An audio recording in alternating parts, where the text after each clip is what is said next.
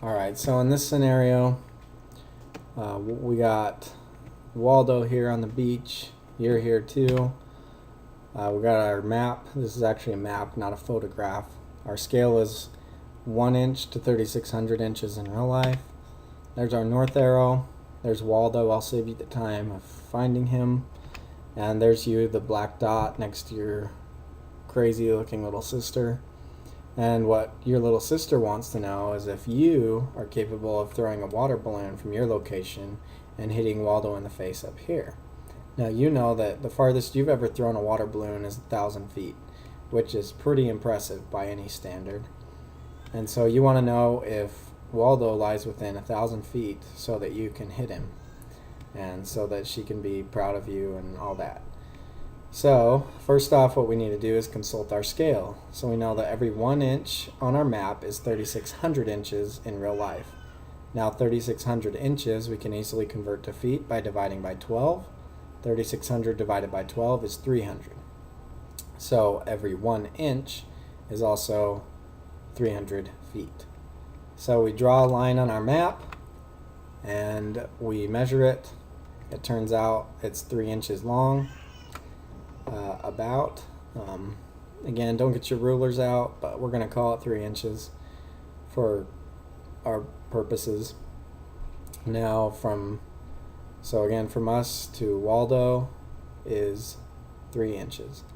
So if you have 3 inches on your map, remember 1 inch is 3,600 inches in real life.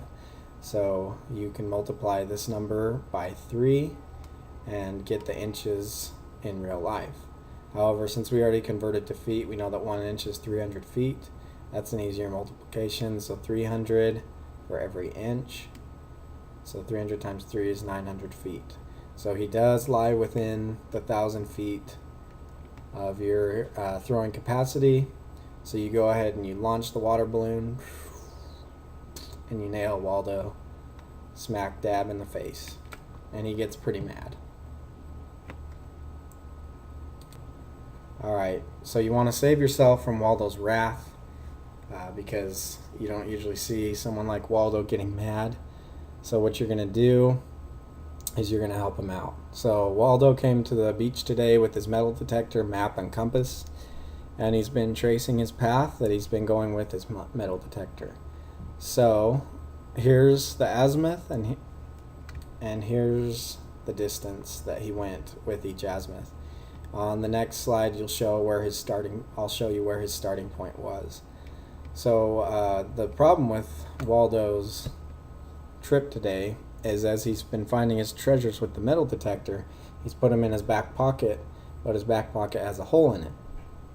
So they've just been slipping out the whole time, and for some reason he didn't notice it until now. So he's sending you on this journey to save you from his wrath. And he tells you that depending on how much you collect, he might even give you a few of the nice little treasures that he found as well. So you agree to go on this journey to help out Waldo.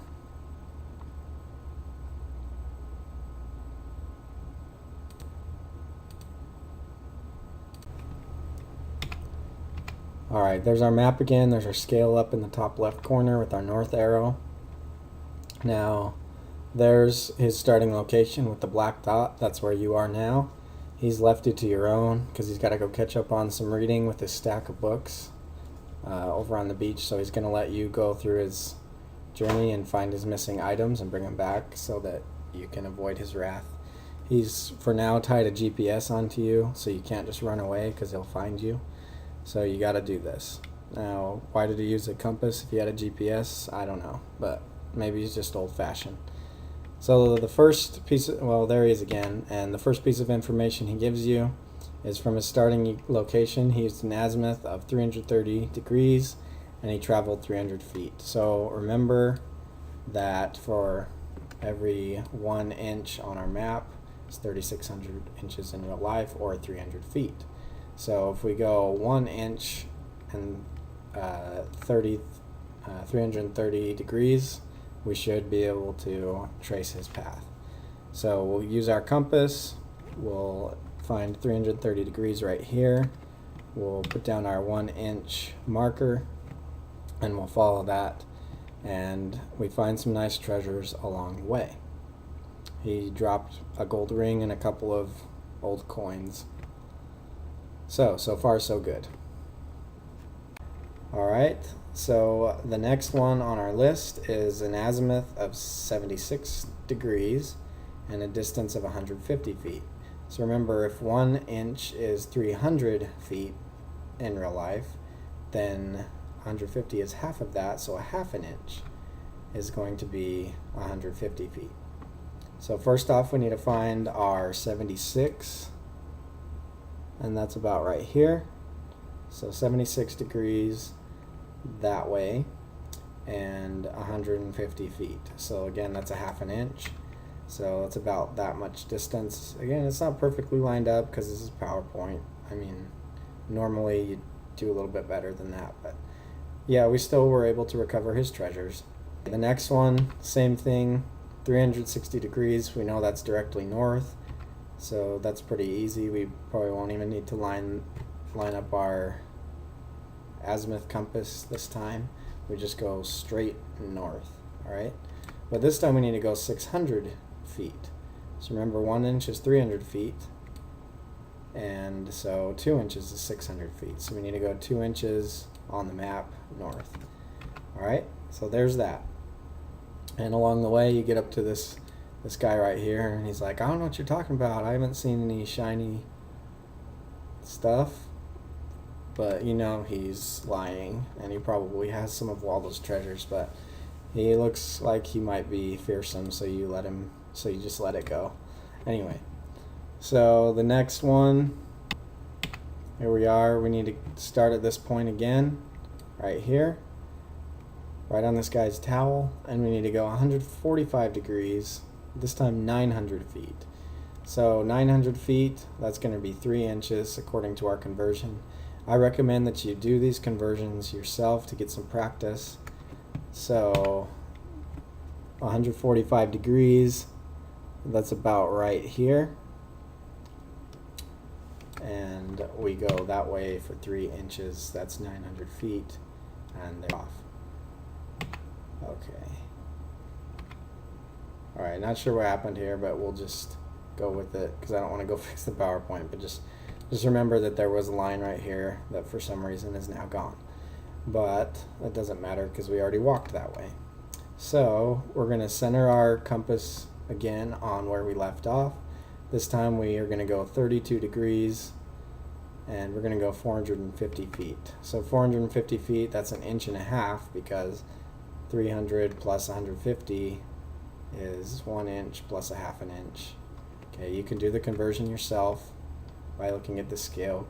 These are inches on both sides. Convert these real life inches to feet, and then see how many map inches you need to make 450 feet. So it's you should be getting an inch and a half. So I've measured an inch and a half for this line, and we went 32 degrees on our azimuth with our compass centered at our starting location, and so we come and we end up here. Some pretty interesting people around. Luckily, most of them aren't very observant, so they haven't been picking up the treasures that Waldo lost. Alright, so the last one, we need to get back to Waldo. So we're going to go at an azimuth of 355, and we're going to go 300 feet. So our 355 mark is about right here. It might actually be 350. I might have typed that wrong, but that's okay. It's in that area somewhere. We'll still get back to him. And we need to go 300 feet. So again, 300 feet is 1 inch on the map. So we end up by Waldo. And Waldo forgives us for throwing the water balloon at him. We still get a good laugh about it. Got a lot of hits on YouTube for the video. And so we're doing all right for ourselves. And he lets us keep some of his findings, and so we're a few dollars richer too. So it was a good experience for everyone. We got to practice our map skills and our scale conversion skills, and we got some gold, and Waldo got his stuff back and got to catch up on some reading. So all in all, it's a win-win for everybody.